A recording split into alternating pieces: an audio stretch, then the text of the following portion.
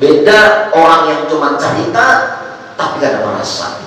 Di Mekah tuh mau tower Zam-Zam itu, ya bedanya lah. Kita dari ruang lobbynya aja, ruang lobby tak baku parah banget. Ada usaha turun ke bawah, nah ada ke Masjidil Haram, sekolah-sekolahnya cuma di ruang lobby di tower Zam-Zam hotel itu, nampak indah banget. Itu bisa dia merasakan bila sudah hadir ke Mekah. Biar dia melihat di TV-nya jelas, oh sekarang kan sudah gak ada jarak melihat video. Oh Mekah itu ada sama kayak dia paham madu itu manis percaya ya. Tapi belum merasa, oh lainlah manisnya lawan gula sama-sama manis, lainlah manisnya lawan tebu, lainnya madu udah semanis. Nah beda. Seperti itu juga dalam masalah ma'rifat kepada Allah. Orang yang hanya tahu bahwasanya tidak ada yang berbuat kecuali Allah, berbeda dengan orang yang sudah merasakan hal tersebut. Maka jikalau kau sudah merasakan yang demikian, jasidin apa? Wala tajidu biqalbika diqatan. Nah, wa tawbihun bima kana wa ma yakunu wa ma sayakunu. Ini contohnya jasidin. Bila orang itu sudah ma'rifatil, maka engkau tidak dapat di dalam hatimu kesempitan dan mencela kepada yang telah, sedang, dan akan terjadi. Nah, sudahlah kita merasa itu. Orang yang betul-betul ma'rifat itu tidak ada di dalam hati kita terbesit, tidak ada di dalam hatinya ini kesempitan mencela kepada yang sudah, yang sedang, dan akan terjadi. Kadang-kadang mencela, kadang-kadang memikirkan esok nih makan apa ya, esok nih aku nih pegawai apa lo esok, kadang memikirkan itu, atau yang sedang terjadi atau yang telah terjadi. Ada sedikit mencela pun sakit hati, telah, sedang, dan akan terjadi. Yang sudah jangan dipikirkan, sudah itu sudah terjadi, kadang boleh lagi, jangan dipikirkan.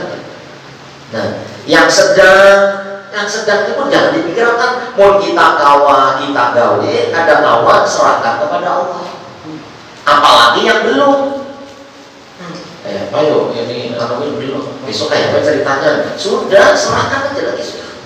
Orang mengenal Allah itu seperti itu. Yang telah, yang sedang, dan akan terjadi ada dipikirkan sama sekali. Dalam hatinya tidak ada. Ada kita kan panjang rencana. Nah sudah itu masih dipikir-pikir, nah sudah terjadi masih dipikir gitu. Nah yang belum kadang-kadang kita rencana kita, masya Allah panjang banget, padahal kita ini kadang mampu untuk menentukan, kadang mampu. Tapi rencananya kayak pasti sudah, kayak pasti bang sudah rencana matang pokoknya. Nah itu kan artinya apa? Tanda bahwa belum merasakan yang berbuat itu Allah. Ayo dia merencanakan kayak apakah? Pasti kan terjadi. Ada rencana aja. Jangan nyampe perencanaan itu pasti terjadi. Silakan perencanaan macam-macam. Nah, tapi ternyata ada terjadi. Yang bisa menentukan adalah Allah. Apa perencanaan panjang-panjang sudah, yang belum, apalagi yang belum.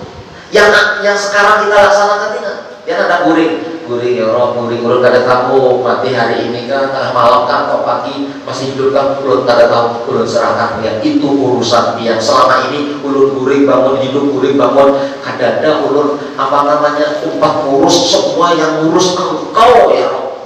Tapi ternyata berjalan baik-baik aja. Itu juga kita mati kita. Mau mati kayak apa yuk? Nah kada tahu kita hidup aja, yang tahu Allah, yang melihara Allah, yang mengatur Allah, apalagi mati kita. Nah cukup kita menjalankan perintahnya, menjauhi larangannya, sudah. Jadi jangan terlalu angan-angan panjang, jangan. Tulal amal orang yang panjang angan-angan itu, satu, menunda taubat, dua, koler beribadah.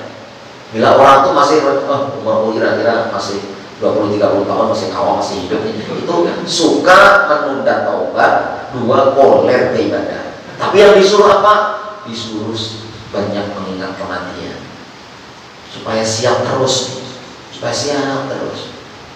Namun aku kada sembahyang bujur-bujur malam ini, siapa tahu besok sudah meninggal. Kada taubat bujur-bujur malam ini, siapa tahu besok pagi aku sudah meninggal. Mengkadang berbekal aku sedekah walaupun sedikit hari ini, mengkadang siang malamnya sedekah, mengkadang sedekah harinya atau malamnya. Jangan-jangan aku yang numpuk-numpuk harta, aku tabung-tabung sampai irit-irit, ada bersedekah irit sampai jangan-jangan besok mati aku gak merasakan.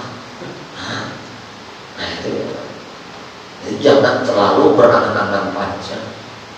Karena orang cuma pintar bercerita, merasakan belum. Buktinya masih senang marah, menyalahkan orang lain, masih tersinggung, masih punyaku, masih menyalahkan orang lain dan sebagainya. Berarti belum merasakan yang berbuat itu Allah. Masih kita aja masih. Nah, coba jangan Nabi ya Pak. Seperti apa yang disampaikan oleh pembantu Rasulullah atau sahabat Rasulullah SAW, yaitu Sayyidina Anas bin Malik. Apa cara Anas? 10 tahun aku menjadi pembantu Rasulullah, tidak pernah Rasulullah itu mencela aku, tidak pernah Rasulullah itu berkata, kenapa kamu begini, kenapa tidak begitu, kenapa tidak kau laksanakan ini, kenapa kau laksanakan itu.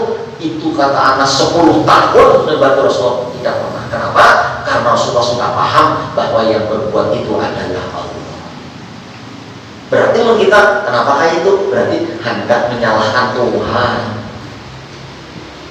Berarti hendak ada terima dengan aturan Allah. Kenapa? Yuk ya. Kenapa ya? Allah mengendaki kayak itu. Tadi hujan mendung setupat di sana. Tiba itu saya kena angin, matahari mencumul, tapi tetap hujan, matahari mencumul. Hujan, mendungnya sudah hilang, tak hujan. Lepas matahari kelihatan nampak. Gimana? Namun pakai logika, sudah nggak ada mendungnya, hujannya masih lebat, matahari nyala. Tapi cara Allah, aku malah berbuat. Tanpa mendung pun hujan. Nah, itu aku yang berbuat ya Allah. Nah, insya Allah. Namun kita memahami kerjaan Allah tuh ada tapi heran-heran lagi. Ini perbuatannya. Dia punya orang masih kenapa kan? Nah, ada paham ini. Disangka perbuatan dia. Kenapa ya? Nah, maitu Gusti Allah. Kata orang Jawa seperti itu kan. Menyalahkan Tuhan ini kami berarti. Atau ada kayak itu ya, sudah terjadi, itulah yang terjadi, itulah kehendak Allah, itulah perbuatan Allah. Tapi kita kan kadang-kadang komplain terus masih. Nah, kasihan yang dikomplain. Kasihan dikomplain. Nah, itu menunjukkan bahwa orang itu belum kenal Allah, belum merasakan yang berbuat itu Allah.